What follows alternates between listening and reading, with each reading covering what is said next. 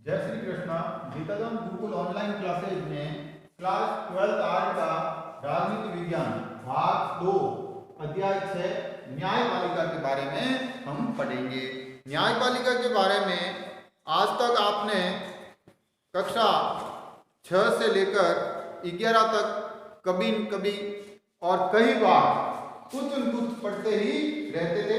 तो कुल मिलाकर आपको भारतीय न्यायिक व्यवस्था के बारे में या भारतीय न्यायपालिका के बारे में काफी कुछ जानकारी है, लेकिन फिर भी इस अध्याय में आपको मुख्य न्यायपालिका का संगठन है, उसका कार्य प्रणाली है, उसके जजों की नियुक्ति है और अन्य तौर तरीके भी हैं जो इस अध्याय में समझें। तो भारत में वर्तमान समय में न्यायपालिका का एकीकृत रूप है। भारत में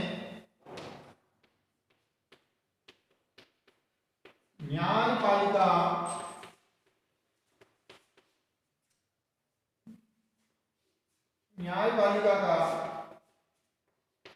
स्वरूप एकीकृत है। क्या है? एकीकृत है। पहली बात तो अर्थात एक न्यायालय का आदेश दूसरे न्यायालय तक ही माना जाता है, या दूसरे जिस स्तर का न्यायालय है उस स्तर पर उस न्यायालय को एक जैसा माना जाएगा, अलग अलग क्षेत्राधिकार नहीं माना जाता। संघ और राज्य दोनों के लिए एक ही न्यायपालिका है। क्या है? संघ और राज्य के लिए एक ही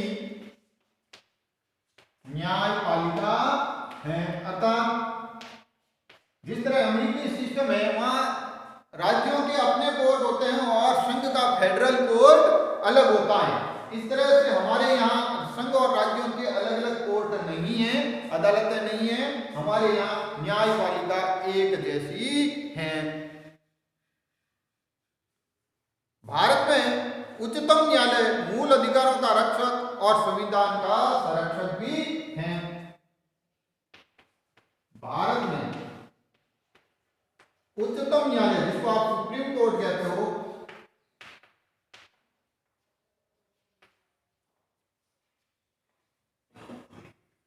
उच्चतम न्यायालय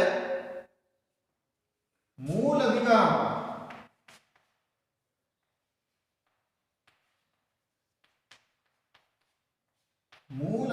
का तो रक्षक है। क्या है? रक्षक है, अर्थात मूल अधिकारों की तो रक्षा करने वाला है। लेकिन भारत में उच्चतम न्यायालय संविधान के लिए क्या है? संविधान का संरक्षक है। क्या है? संरक्षक है, अर्थात संविधान का गार्जियन है। संविधान को नाबालिग माना गया है सुप्रीम कोर्ट ने, इसलिए संविधान का संरक्षक भी इसको माना गया है। भारतीय संविधान में स्वतंत्र और स्वायत्त न्यायपालिका का प्रावधान किया गया है। भारत में स्वतंत्र व स्वायत्त न्यायपालिका है। इसका मतलब यह है न्यायपालिका अन्य सरकारी कार्यपालिका या व्यवस्थापिका से स्वतंत्र है, और दूसरा स्वायत्त का अर्थ है उनका अपना आर्थिक और वित्तीय ढांचा है या उनका प्रशासनिक ढांचा अपना है, वो अपने निर्णय खुद ले सकता है। हमारे यहाँ न्यायपालिका की जो वर्तमान में संरचना है वो संरचना पिरामिड के आधार पर है। कैसी है? पिरामिडीय। भारत में न्यायपालिका की संरचना पिरामिडीय है। पिरामिड अर्थात इस तरह से भारत में ये पिरामिडीय व्यवस्था है। इसमें दो स्वरूप हैं। एक तो इसका एकीकृत रूप समझ में आ जाएगा, जैसे हमारे यहाँ शीर्ष पर सुप्रीम कोर्ट है, राज्यों में हाई कोर्ट है। क्या है? राज्यों में हाई कोर्ट है,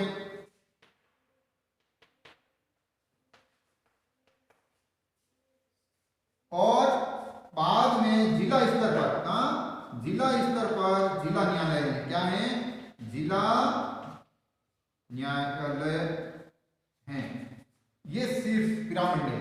अर्थात जिलों के जो कोर्ट हैं उनको अपने स्तर पर वो हैं जो अलग अलग होते हुए भी उनके आदेश जिलों में समान गिने जाएंगे। हाई कोर्ट जो वर्तमान समय में 24 हाई कोर्ट हैं हिंदुस्तान में, और हाई कोर्ट की व्यवस्था में हम पढ़ेंगे कि एक प्रत्येक राज्य के लिए लिखा हुआ है, लेकिन कई बार 2 राज्यों का भी एक हाई कोर्ट होता है। तो 24 हाई कोर्ट हैं, उनके हाईकोर्ट के फैसले भी हैं जो संघ और राज्य सरकारों को बराबर मान्य होते हैं, और शीर्ष कोर्ट के फैसले सभी हैं जो हाईकोर्ट और जिला न्यायालयों में माने जाते हैं।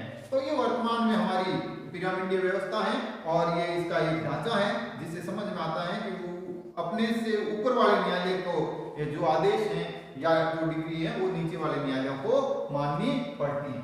अब हम पढ़ेंगे भारत में है जो उच्चतम न्यायालय।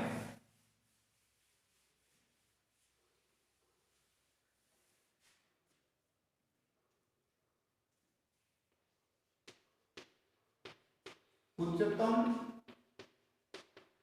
न्यायालय, उच्चतम न्यायालय। भारत में उच्चतम न्यायालय का गठन सुप्रीम कोर्ट का गठन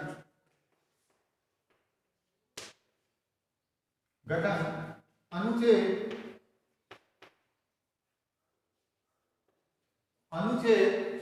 124 के तहत किया गया है। क्या किया गया है? 124 के तहत किया गया है।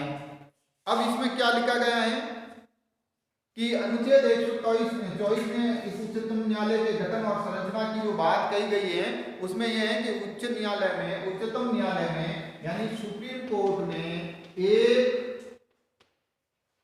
मुख्य न्यायाधीश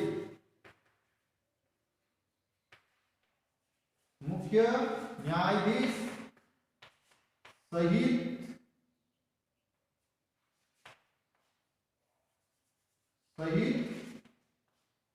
30 न्यायाधीश होंगे। एक चीफ जस्टिस होगा और 30 अन्य जज होंगे। और शुरुआत में संविधान ने मुख्य न्यायाधीश के अतिरिक्त 7 अन्य न्यायाधीशों का प्रावधान, और शुरुआत में जब था तो वहां पर संविधान में प्रारंभ में यानी संविधान के शुरुआत के दिनों में एक न्यायाधीश, मुख्य न्यायाधीश और 7 अन्य। इसके अलावा भी एक संविधान में चीज है हमारे सुप्रीम कोर्ट के लिए कि आवश्यकता अनुसार तदर्थ न्यायाधीशों की नियुक्ति की जा सकती है। ठीक है, आवश्यकता होने पर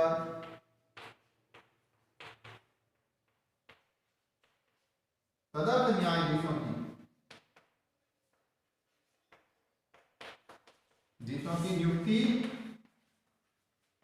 नियुक्ति की जा सकती है। अर्थात जब संविधान की किसी बेंच का गठन हो रहा हो और उस बेंच के गठन में न्यायाधीशों की कमी है तो किसी अन्य से तदर्थ न्यायाधीशों की नियुक्ति का प्रावधान हो सकता है। फिर है सुप्रीम कोर्ट में पीठ।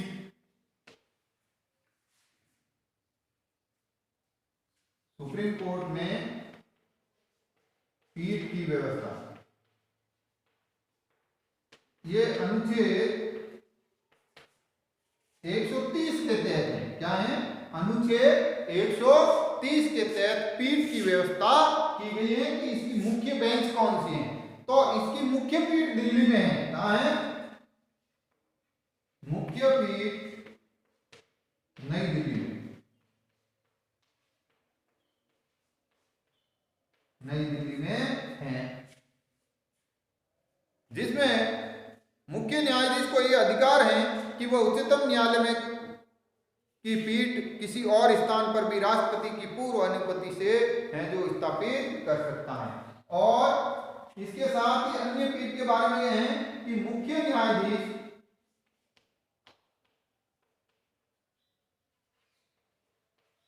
को ये अधिकार है कि वह राष्ट्रपति की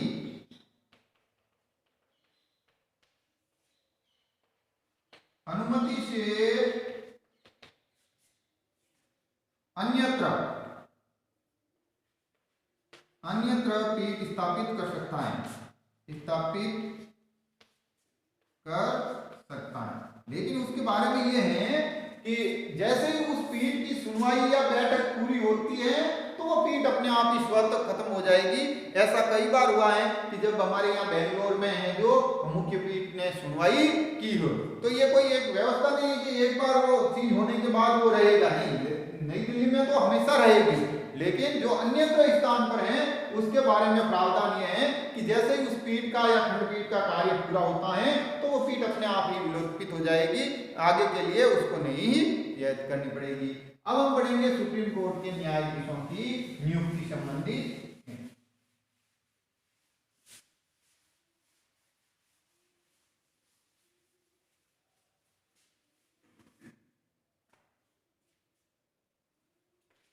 सुप्रीम कोर्ट के न्यायाधीशों की नियुक्ति, सुप्रीम कोर्ट के न्यायाधीशों की नियुक्ति, तो उसके लिए सबसे पहला तो यह है कि वो भारत का नागरिक हो। क्या हो? भारत का नागरिक हो। दूसरी जो शर्त रखी गई है कि वो किसी उच्च न्यायालय में 5 वर्ष तक न्यायाधीश रह चुका हो। क्या है? किसी हाई कोर्ट में 5 वर्ष तक या तो वो न्यायाधीश रहा हो या फिर किसी हाई कोर्ट में 10 वर्ष तक वकील रहा,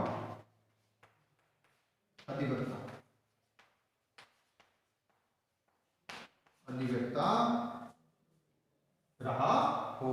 ये फिर तीसरी जो मुख्य शर्त है वो तीसरी मुख्य शर्त यह है कि राष्ट्रपति की राय में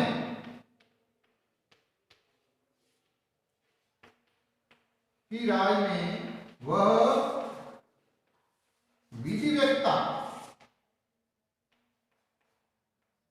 विधिवेत्ता हो। क्या हो? विधिवेत्ता, वह विधि ज्ञाता हो, विधि का कुशल।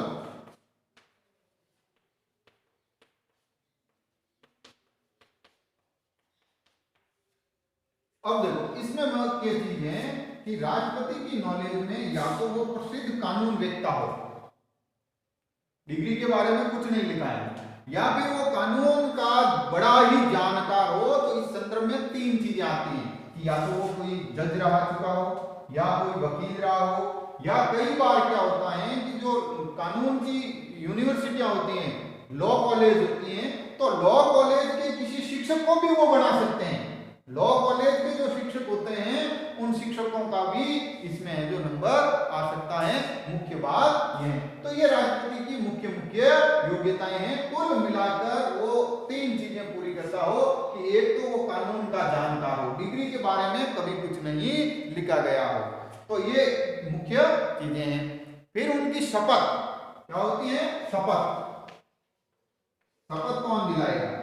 तो पहली बात है कि भारत के मुख्य न्यायाधीश को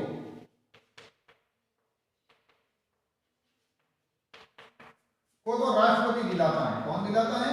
राष्ट्रपति शपथ दिलाता है। दूसरा है, राज्यों के बारे में हम बाद में पढ़ लेंगे, लेकिन राज्य के चीफ जस्टिस को राज्य का राज्यपाल दिलवाता है, और अन्य न्यायाधीश हैं उनको भारत का राष्ट्रपति या उस न्यायालय का जो चीफ जस्टिस हैं वो इनको शपथ दिलाता है। दूसरा है, अन्य न्यायाधीश किसी अन्य न्यायाधीश या अन्य किसी न्यायाधीश के समक्ष भी वो शपथ ले सकता है, यानी कोई एक न्यायाधीश भी दूसरे न्यायाधीश को शपथ दिला सकता है। अब रही बात आयु सीमा की, इनकी आयु क्या होती है? तो आयु के लिए इनके पद ग्रहण करने की तो कोई आयु नहीं होती है, लेकिन रिटायरमेंट के लिए इनकी आयु निश्चित है कि सुप्रीम कोर्ट का न्यायाधीश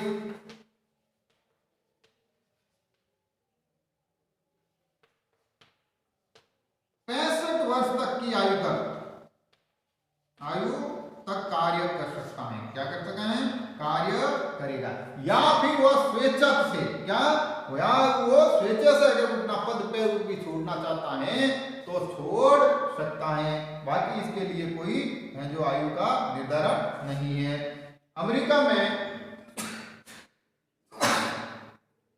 में न्यायाधीश मृत्युपरंत कार्य करते हैं, या फिर जब तक कार्य करते हैं जब तक उनकी बुद्धि काम करती है। शरीर भले काम ना करे, उनको व्हीलचेयर पर लाया जाए या 2 जने उसको पकड़ के रखें, लेकिन अगर बुद्धि उसकी काम करती है तो वो तब तक कार्य कर सकता है। लेकिन भारत में ऐसा नहीं है। भारत में उसकी एक निश्चित आयु है कि वो 65 वर्ष तक की आयु तक कार्य करेंगे। फिर है इनका वेतन भत्ते।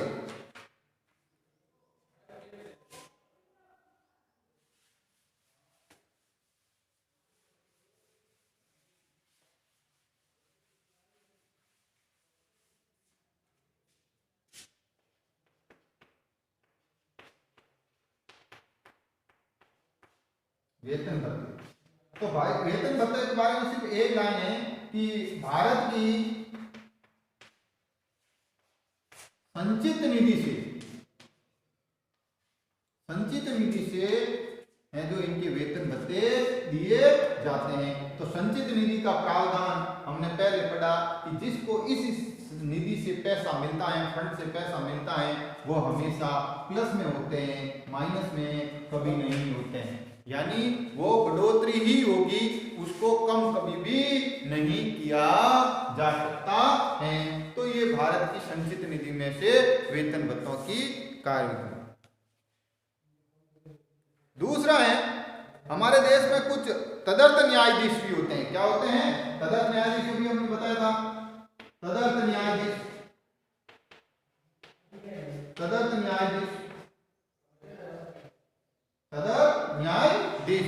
तो तदर्थ न्यायाधीश में कभी जो कॉलम या गणपूर्ति नहीं होती है। क्या होती है? कॉलम या जिसको हम गणपूर्ति भी कहते हैं, ये गणपूर्ति नहीं होती है, तब है जो तदर्थ न्यायाधीशों की नियुक्ति की जाती है। क्या की जाती है?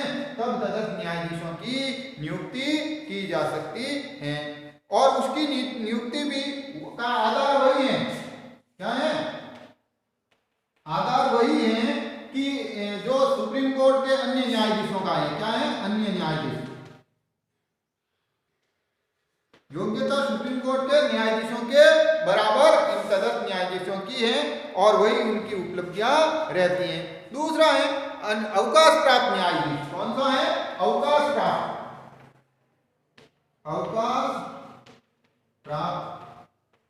न्यायाधीश। अवकाश प्राप्त न्यायाधीश। तो अवकाश प्राप्त न्यायाधीश की जो 128 में व्यवस्था है। क्या है? अनुच्छेद 128 में ऐसी व्यवस्था दी गई है जिसमें यह कहा गया है कि भारत के मुख्य न्यायाधीश अगर राष्ट्रपति की सहमति से उच्चतम न्यायालय या उच्च न्यायालय के किसी अवकाश प्राप्त न्यायाधीश को उच्च न्यायालय का न्यायाधीश होने की योग्यता है तो नियुक्त कर सकते हैं। और इसके भी हैं जो अवकाश प्राप्त न्यायाधीशों के वेतन भत्ते राष्ट्रपति की न्यायाधीश, अगर उसको किसी अवकाश प्राप्त न्यायाधीश को राष्ट्रपति की पूर्व अनुमति से, राष्ट्रपति की सहमति से मुख्य न्यायाधीश, कौन? मुख्य न्यायाधीश है जो ये कार्य कर सकता है, जरूरत होने पर अवकाश प्राप्त न्यायाधीशों की नियुक्ति कर सकता है।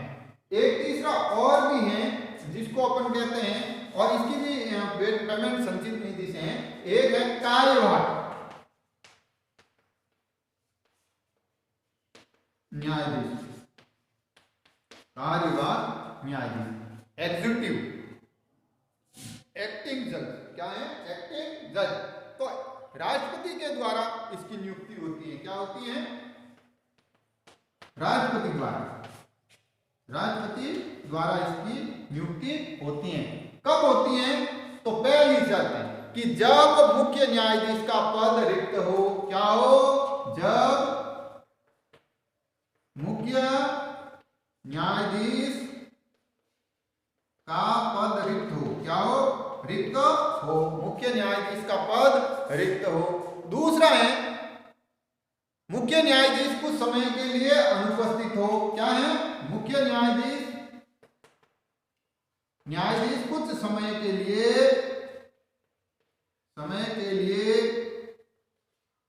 अनुपस्थित हो। क्या हो? अनुपस्थित हो। और इस अनुपस्थिति के कार्यों को करने के लिए या फिर है कि मुख्य न्यायाधीश अपने कार्यों को करने के लिए सक्षम न हो। क्या नहीं हो? मुख्य न्यायाधीश अपने कार्य करने के लिए सक्षम न हो। इस तरह से ये हैं जो काम कर सकते हैं। तो इस तरह से भारत में अन्य न्यायाधीशों के मुख्य कार्य भी हैं। अब है न्यायाधीशों की नियुक्ति कैसे की जाती है। भारत में न्यायाधीशों की नियुक्ति कैसे की जाती है? तो सबसे पहले तो न्यायाधीशों की नियुक्ति वरिष्ठता के आधार पर की जाती है। किसके आधार पर की जाती है? वरिष्ठता के आधार पर की जाती हैं। इसको हम कल पढ़ेंगे। धन्यवाद।